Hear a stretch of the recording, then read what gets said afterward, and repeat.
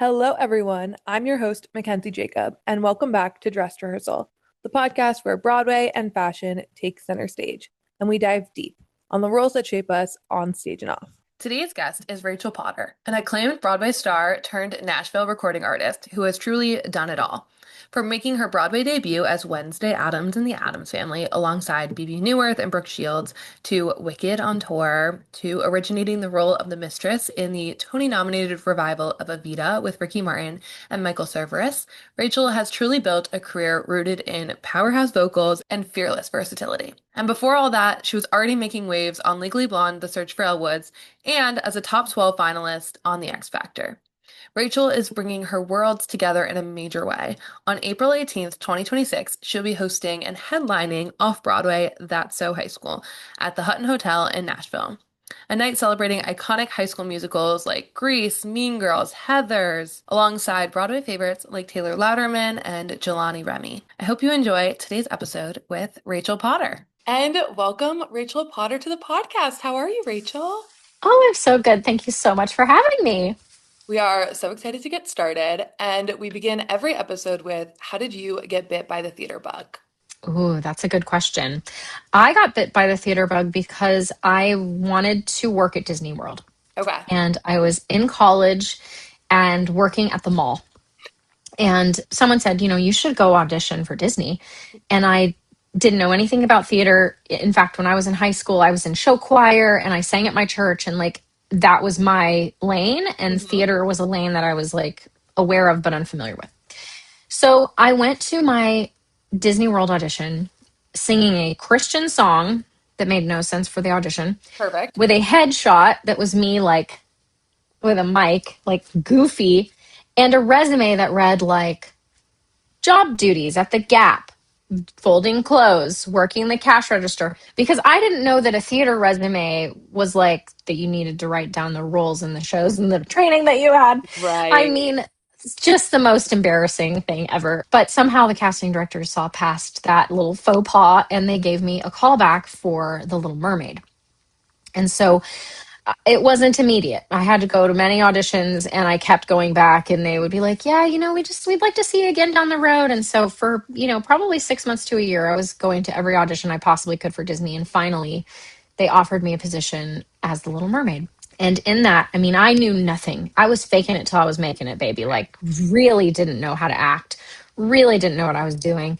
And they offered me my equity card, and I didn't know what it was. I had no idea.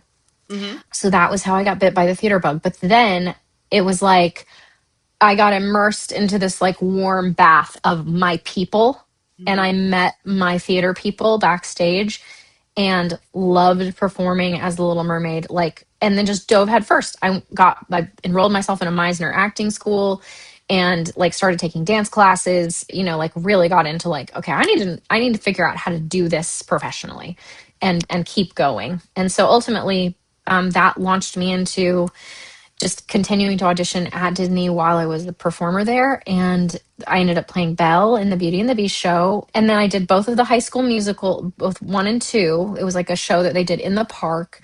And then ultimately I ended up playing Nemo in the Finding Nemo musical there. And you know what? When So, I see your headshot, I think Nemo for sure. I mean, me Perfect too. set. Me too.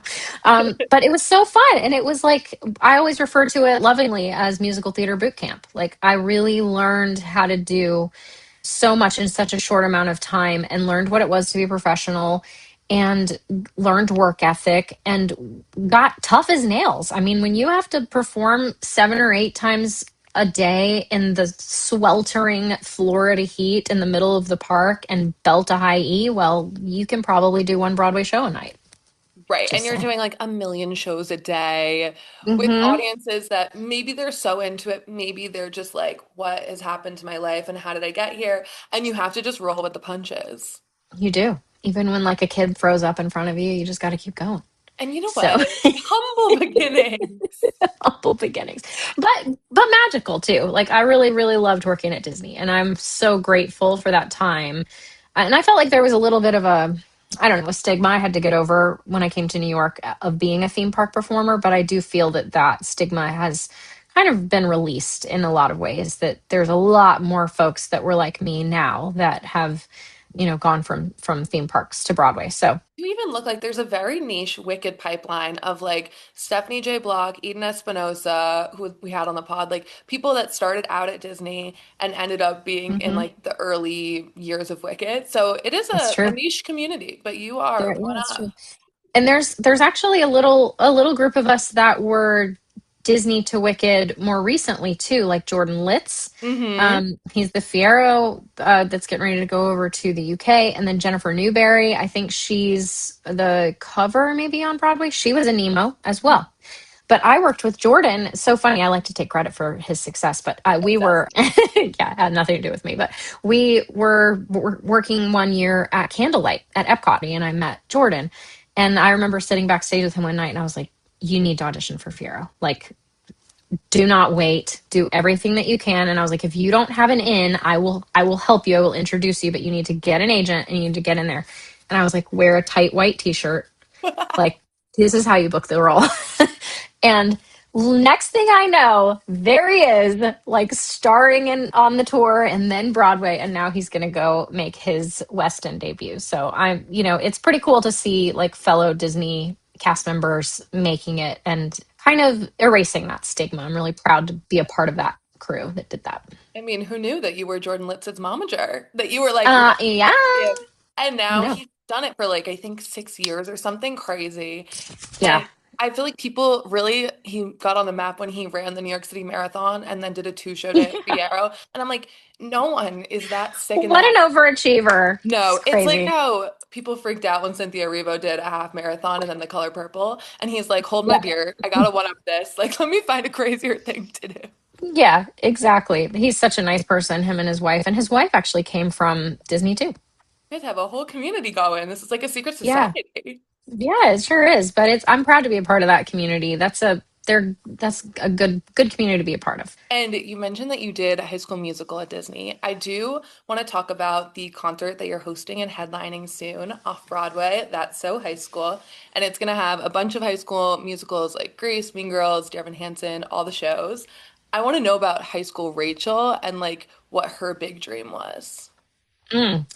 My big dream was to be a singer. Funny, and it wasn't that exciting, but I Sure. I did find I found a letter to myself. It was like a time capsule thing that my middle school teacher sent me, and I was like, I wrote to myself in middle school, hopefully by now you're an entertainment lawyer in Nashville. Like, well, sis, I hate to let you down. Still singing, but sometimes I hire a lawyer. Is that good? But it was definitely always my dream to be a singer. And I think that there was like this battle always growing up of like, other voices in my life saying, like, well, you need to have a backup. Mhm. My senior superlative was most talented, which, still carry around on a sign sometimes if As you anyone should. forgets. But that was just always my dream. I always kind of felt that I was somewhat other because I was always, even in high school, like still going after. I recorded my first album. It's a Christian album. It's so embarrassing, but I did record that when I was 15. And I was, trying to sing places and starting this journey of like being a professional performer quite early. And I loved to make music. I loved to write.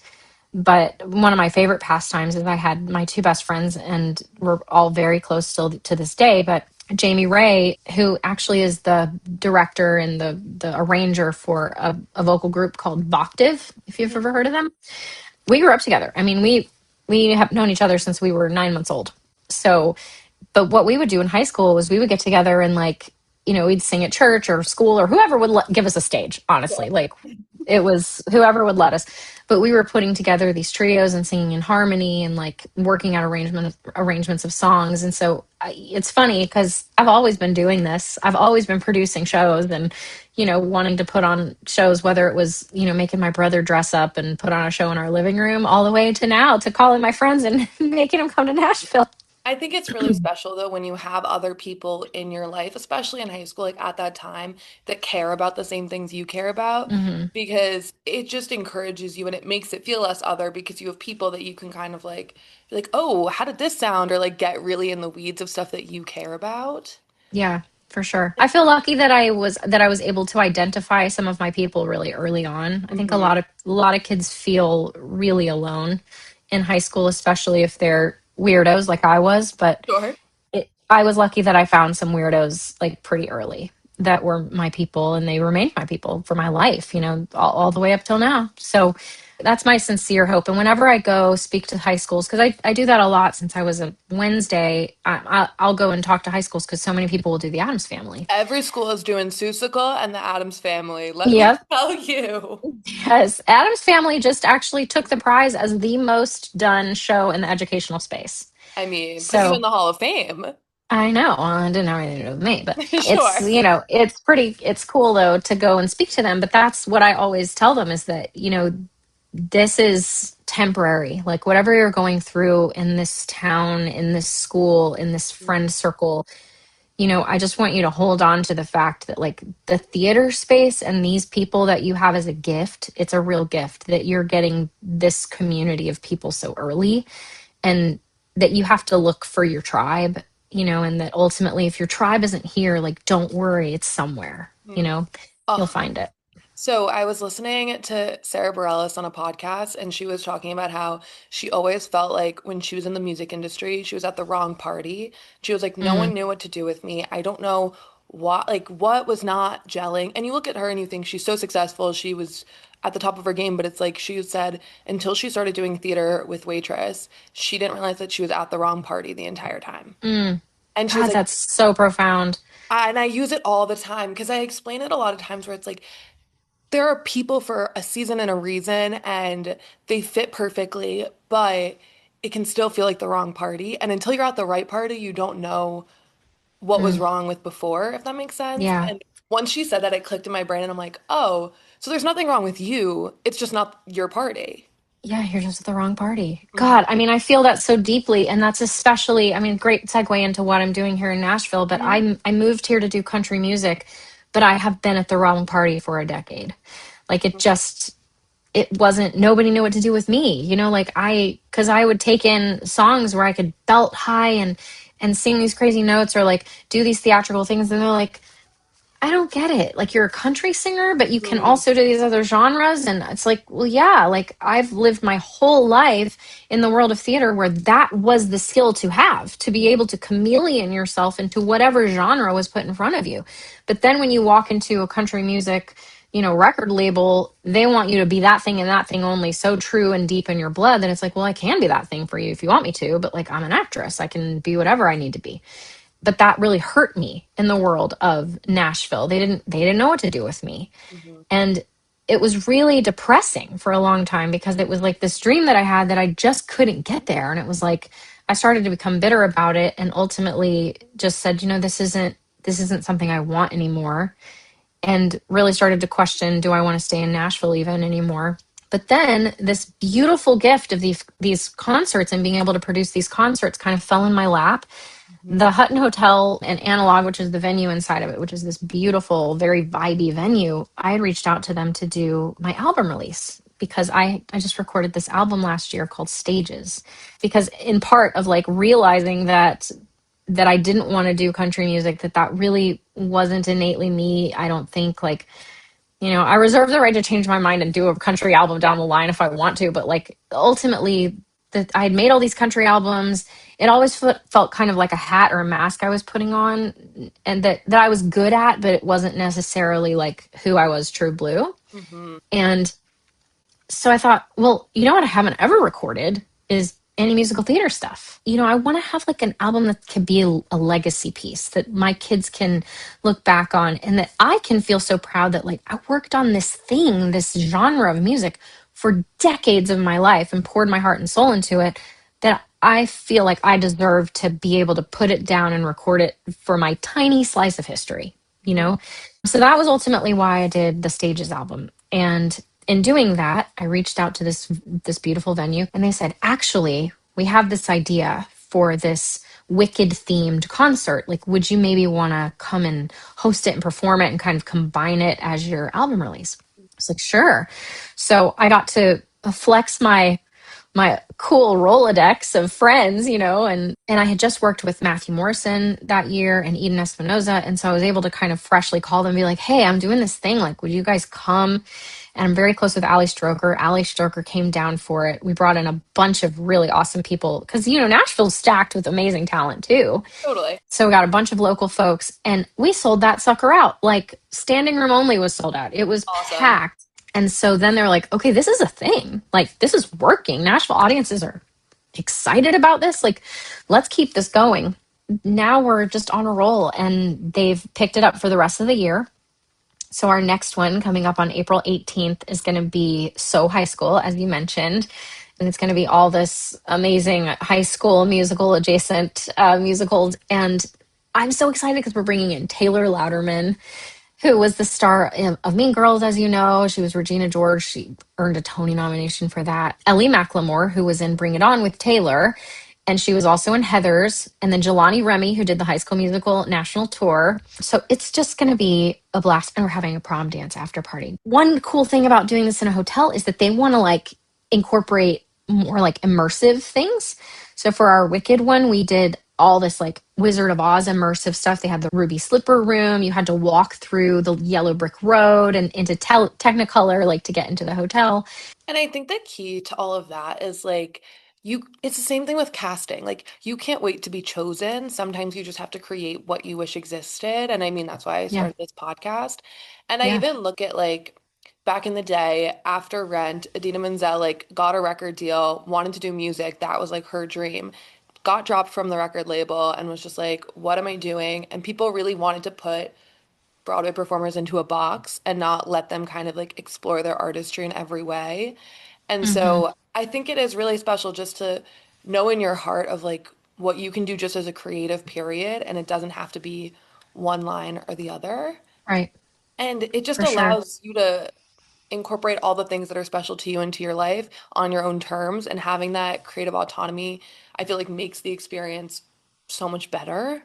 Yeah, absolutely. For me, selfishly, like I get to sing with my buddies or like people that I really admire. Like I'm so excited that Ellie and Taylor and I were going to do Meet the Plastics. And Yep. like what an opportunity.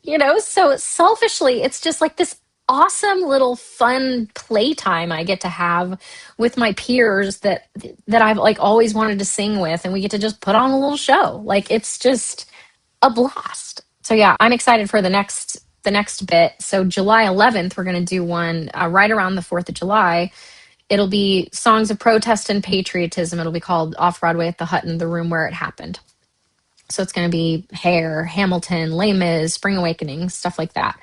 And then our like season finale, if you will, is that we're going to do Addams Family in concert for October 30th and 31st. I will be a 42-year-old Wednesday. It's going to be Obsessed. great.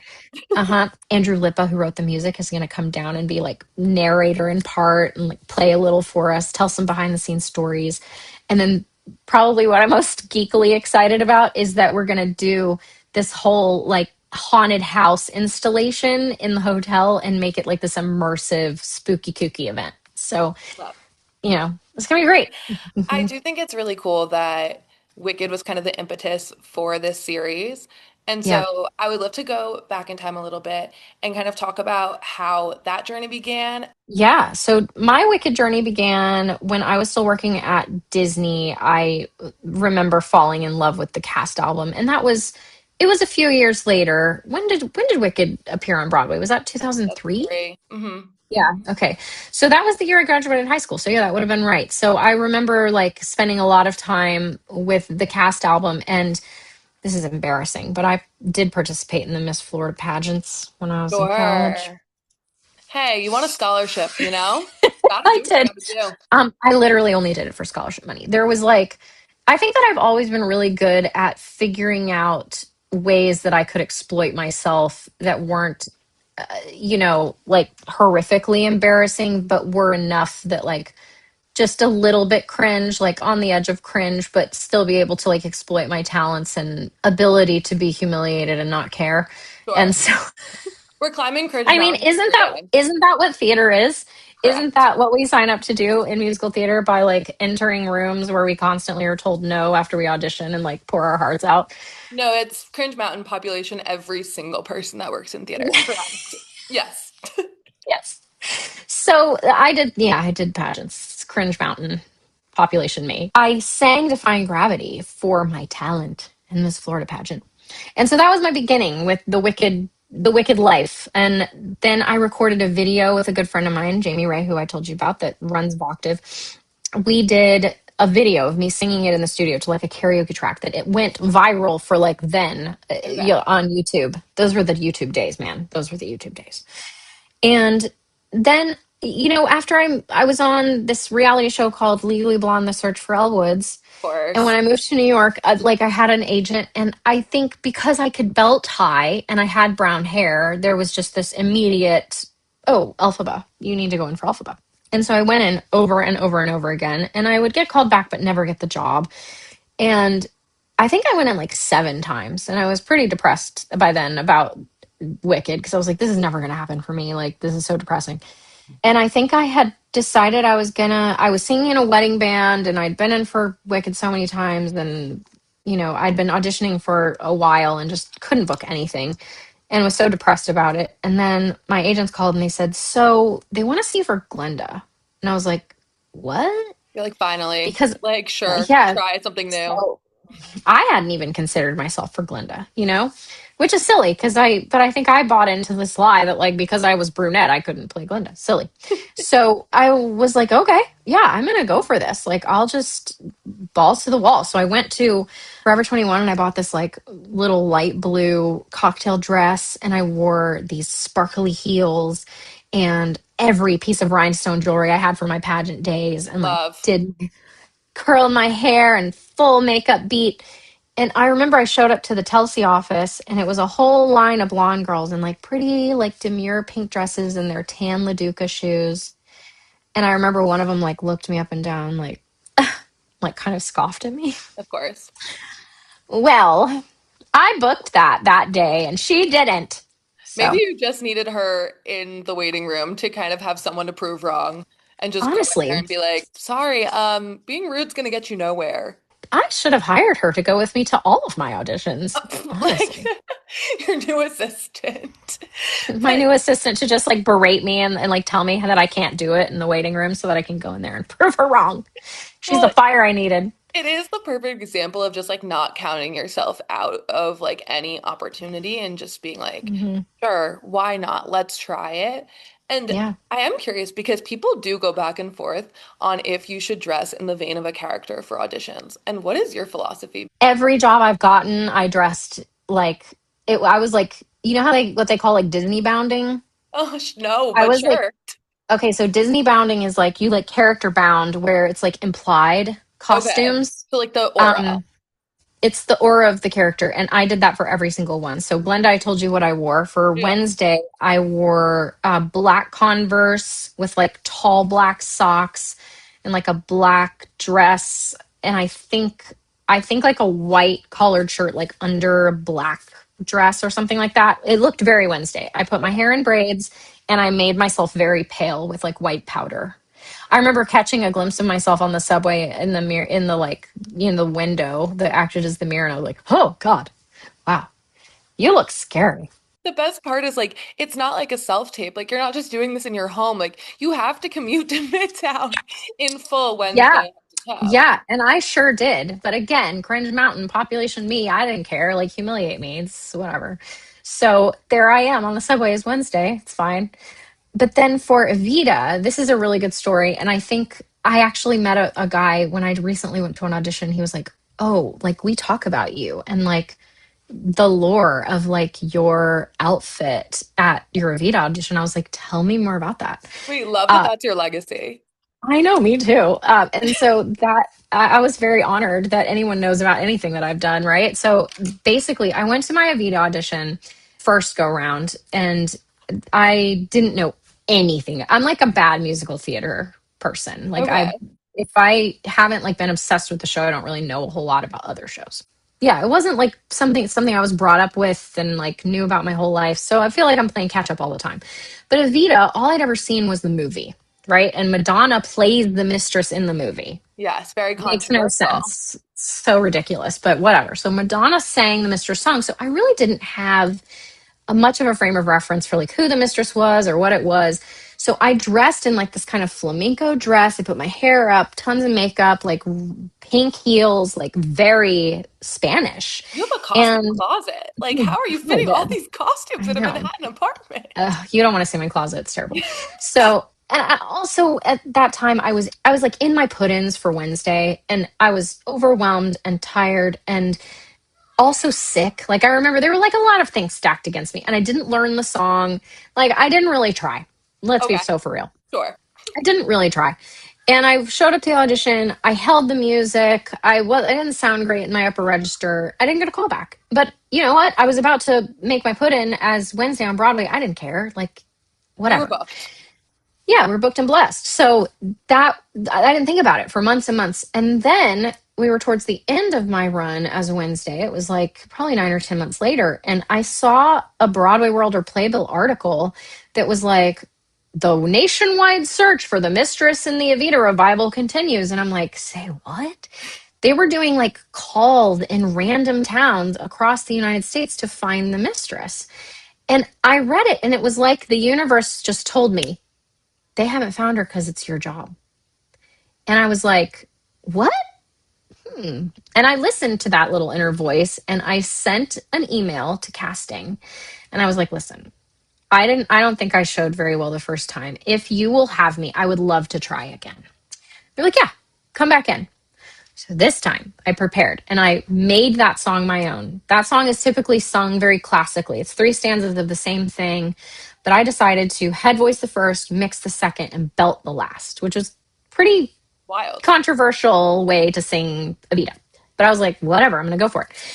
I went to the Gap Body, and I bought like a little pretty nightgown. And I walked into that room without shoes on or a bra on or makeup on. And I had to fight every urge in my body to put makeup on and do my hair that day. But that's how I showed up.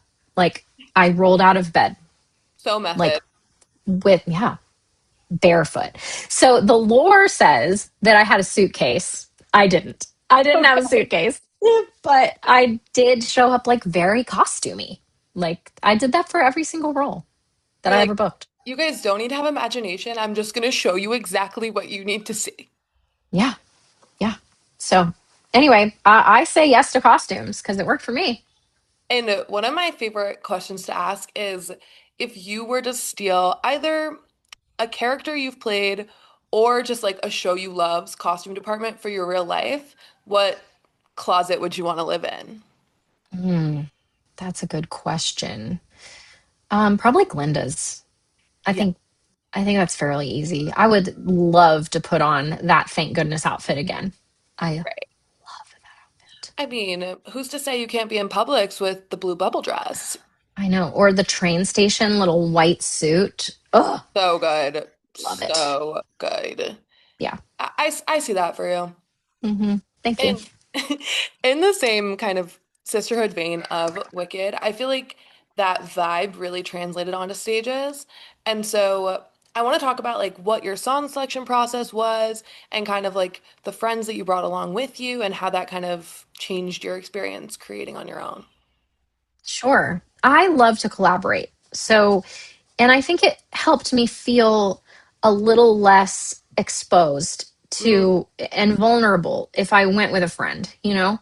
So it was really special to bring along people that have meant so much to me through the years. And I really wanted to give them an opportunity to shine too. Because if I'm doing it, I'm taking I've always said, like, if I was to win the lottery, like, I'm paying off my friends' houses, you know, like it's not just me. It's the group. It's the tribe that gets to benefit. well, I'd love to hear about how in the Matilda medley, I think your son sang with you. Like, Yeah. what was that moment like? I can't imagine. Yeah. that I feel like I had to sort of compartmentalize so I didn't cry the whole time that we filmed Sure. it.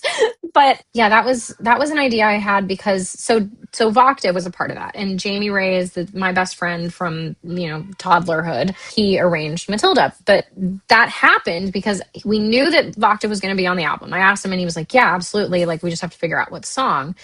One day I was listening to Matilda and I was like, oh my God, these harmonies would be so incredible on Voctave. And then I had seen my son kind of been flourishing in the world of art, and he had done a little like theater camp. And I was like, hey, would you want to like sing a song on the album? He was like, yeah. And my best friend's daughter also has shown a lot of interest in theater and singing. And so she and my son were both a part of it. And so it was extra special because it was me and my best friend Jamie from the time we were little babies, and my son and his best friend from the time that they were little babies. My God.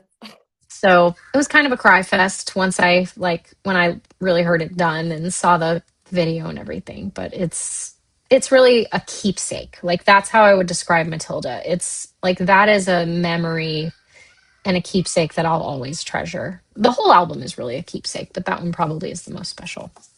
And I think that the great thing about shows like Matilda, it's kind of the Annie effect of like the minute you're a kid seeing a kid on stage, you're like, oh, I can do that. And Mm, like there are so many, like mine's Billy Elliot. Like I saw Billy Elliot and I was like gagged, yeah. like, whoa, like Yeah. the sky's the limit. And so I think for your son, what a cool moment of like, oh, I can do this. Like, even though he's Yeah. probably so little and like it's not clocking yet, but like, oh, my mom believes in me so much that she wants to like share this with me. Yeah, for sure. But yeah, so then there's people like Omar and EJ Cardona are also represented. Those are brothers that I met at Disney World working. Like one of my first early jobs, Omar and I did High School Musical together. And he's one of the most talented vocalists I know. And honestly, flew under the radar for so long. But then recently he was on The Voice and got fourth place because, of course, he did, because Yeah. he's unbelievable. And then Marty Thomas, one of my, favorite besties that I picked up in New York City. He's so unbelievable. And so, there was no question about whether or not he was going to be on there. Natalie Weiss and I we used to sing at like, different composers' cabaret nights or whatever at, the Duplex or Joe's Pub or whatnot. So I kind of came up at the same time as Natalie in the city. And I always kind of think about it as like in graduating classes, like it just Mhm. kind of, we were all the same age and we all kind of got to the city around the same time. And so we were like the class of whatever that was, 2009, that all moved there. And so she was a really cool choice, I think, for Lema, is just because she is so good. And then Ali Stroker. Ali and I became good friends because her husband is David Perlow, and he and I were on the Wicked tour together. Speaking of our Wicked lore, All comes back. um, it all comes back to Wicked. I mean, Wicked for me, like the tour of Wicked was like a really intense summer camp, Hmm. where you just are like trauma bonded for life. That like those are your people forever. And so, speaking of the Wicked tour, Christine Dwyer and I were on the Wicked tour together. She was my very first Elphaba that I ever went on with as Glinda, and my very last. So she is really special to me. Yeah, that was really special to have her do for good with me because I really love her, and she holds such special meaning to me. But then there's one other group that was on the album. They're called the Young Fables, and they're a country group here in Nashville. So I had one song on there that was like kind of unheard of, but because it was their original song. So one original song, but not original to me. But my brother passed away, and they have this beautiful song called "She Was Mine," written about Laurel's sister that had died. And so I reached out to her and was like, could I make a Broadway esque version of this and kind of drop in some Peter Pan hints, because he played Peter Pan at Disney World when I worked at Disney World, My God. and rename it He Was Mine. And they were like, yes, absolutely. And I was like, and will you sing harmonies? And they're like, yes, absolutely. So it's kind of it's an outlier track on the album, but a really special one if you know the story, that it's all about my brother. So beautiful. And like you were saying before, to make it a time capsule and to like include him in that time capsule is so Hmm. just special because then your kids one day will listen to it and kind of get a sense of him. Yeah, for sure. he was very beloved by the community. And it was really interesting because when he passed, in this day and age with like tech, when someone dies, it's kind of a weird space to be in, like on Facebook after someone dies and it's someone close to you, because it's just like a plethora of tributes and messages, which is both comforting and hard all at the same time. Mhm. But all of the tributes to my brother were pictures of him as Peter Pan, which was like this crazy irony of like, okay, well, he's literally going to forever be young, like he's never going to grow up now. And so it was cool to like be able to kind of put the little twinklings of Peter Pan in there and really make it special and honor him in an artistic way. So I still haven't done the music video for that one. I think I'm intentionally procrastinating because I know it's going to be a difficult one, but And I know you also love the podcast The Quiet Part Out Loud, hosted by Bobby Steggard, who I is do. like a Broadway performer turned therapist, and he has candid conversations with artists kind of about their journey finding themselves. And I'm curious for you, especially like going through tough times like that, how you feel like hearing from other creatives has really helped you navigate your own journey. Yeah, I think that creative minds are unique and that there's really a welcome and encouraged space for creatives to share, because it's really nice to be able to relate to someone like that, Yeah. because not everyone is really created equally when it comes to neurodivergence, and I think most artists are neurodivergent. I think that that's part of our super strengths, is that we're able to kind of navigate life in a more emotional, connected way. But that means that we can feel things different than other people, and it might make things harder to get through than the average bear. So yeah, I think it's really like I recall Gavin Creel's podcast specifically on Bobby's that was so beautiful to get to hear from him, because another thing about artists is that most of us are really intelligent too. So, there's this huge amount of knowledge that we have, and also like being very real about ourselves. So with artists, like we have a lot of emotional intelligence and also a lot of self-awareness, but yet not a ton of control of these big emotions that we have. So it's like, and this eternal seeking of meaning and finding meaning in small moments, and really like wanting and craving the human experience so that we can go turn around and then portray the human experience back to you guys on stage. There's such power in that, I think, to be able to really understand our human experience in a deep, deep way. But there's a lot of profound sadness, I think, that can come from knowing and being very honest with yourself about the reality of and realities of life and the world, and the things that we crave to understand. I remember listening to a podcast a long, long time ago, and it was about lying to yourself Mm. and how some of the most successful people on the planet lie to themselves. Like Olympic athletes will be like, well, I'm better than that person. I can beat that record. And that you would think it's a bad thing, but I think that artists are really capable of it too. That we can both lie to ourselves when we need to. And like I remember days of walking into auditions where I would be hyping myself up and look at the line of people outside and be like, oh well, they all wasted their time today, because it's like necessary to Mhm. function, in a space where you're constantly rejected. You have to be your cheerleader. And so you have to lie to yourself, because there are days now where, I have 3 kids and a job and I'm exhausted and I have a self tape that I've got to get done. And I still have to be like, but there's a chance. Right. But there's a chance. Instead of being like, this is a waste of time. This is a bad use of my time right now. I should go to sleep because I have to work tomorrow, Mhm. or whatever it is. But I'm like, no, but what if But the why not dream? me? You know what I mean? That's Why what I not always come me? back to. Of But like, if it's happening for that's others, why not me? That's right, but it's a version of lying to yourself to get yourself hyped and not believing, because that same podcast talked about that the most depressed people are the people that are most associated with the realities of life, like, and Mm. that are very very honest with themselves about the reality of life and the world and money and status and all that stuff. Like if you really see things for what they are, that can actually be really depressing. And some of the happiest people are, I mean, ignorance is bliss, right? It's kind of Right. all the same idea. the podcast, specifically Bobby's, is really special. And I hope more people, and yours. I mean, you're doing the work too, you know? Yeah, but it is interesting when a lot of performing is putting on a mask and like being, oh, I'm the perfect person. You even look at people that have had like vocal surgeries and it's like, oh, I need to be perfect. No one can know about it. And it's a lot of Mm, masking. And so I think what's really special that Bobby's tapping into is like, no, you're a real human being. You're allowed to be a real human being. And that's actually your superpower. And like when you're honest with yourself in that way, you kind of learn who you are rather than like who you're telling the world that you are. hmm Yeah.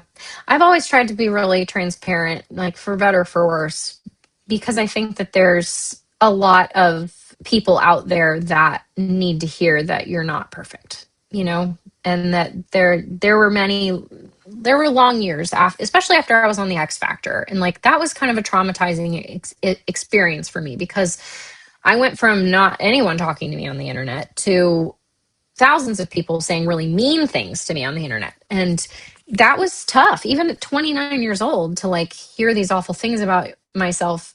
And so for a while, I kind of like went into a hole and I was like, I don't want to put myself out there. And so anything that I would put on the internet was like edited and very, perfect. I didn't really show any of the bad stuff in my life because I didn't want to. It was easier to just put out the highlight reel and it was safer.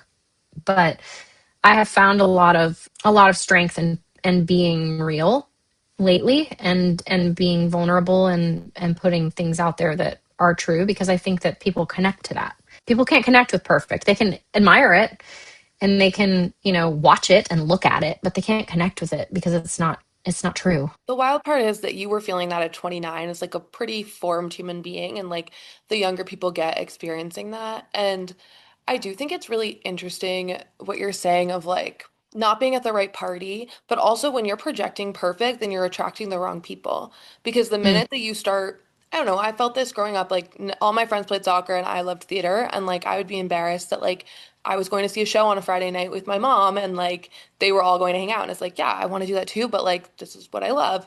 And so mhm. the minute I started being honest about like, oh, I love this, like in college, like I met friends that also loved that too. And so I think when you're projecting a different version of yourself, you're not attracting the right people anyway. Mhm. Because if you were That's it. being truthful about what you love, then like you're going to be connecting with the people who also love that too. Right. That's how you find your tribe, is being Yeah. open and honest with yourself and with others about who you really are. And like meets like. So that's how and immersing yourself in the world that you love. Like that's where you run into your friends. That's where you run into your people. And I hope that, more kids out there, that they know that anything that they're going through is temporary. Like, because I think what would my life have been like if I just stayed in my hometown and just stayed around the same people that I grew up with? Like that, those weren't my people. Like some of them were, and Mhm. I took them with me, and they're still my people. But you don't have to stay put. Like we're meant to be nomads and we're meant to go find where we belong. This goes really well with the question we always end on, which is what do you hope is your signature stamp on the industry? What people say about you once you leave a room? Yeah, that's a really good question. I think that I have always desired to be respected, and that's it. Like I just hope that when I leave the room, people are like, "Oh, that's Rachel, and she's really great at what she does, Mm. or she's really made a way for herself." And you know, there's kind of like this American ideal of like pulling yourself up by your bootstraps and like making your own path. Every turn was hard, but it never felt unbearable because the payoff was the dream. So I was always willing to keep going because there's still a dream. And even today, it's different. My dreams look different now.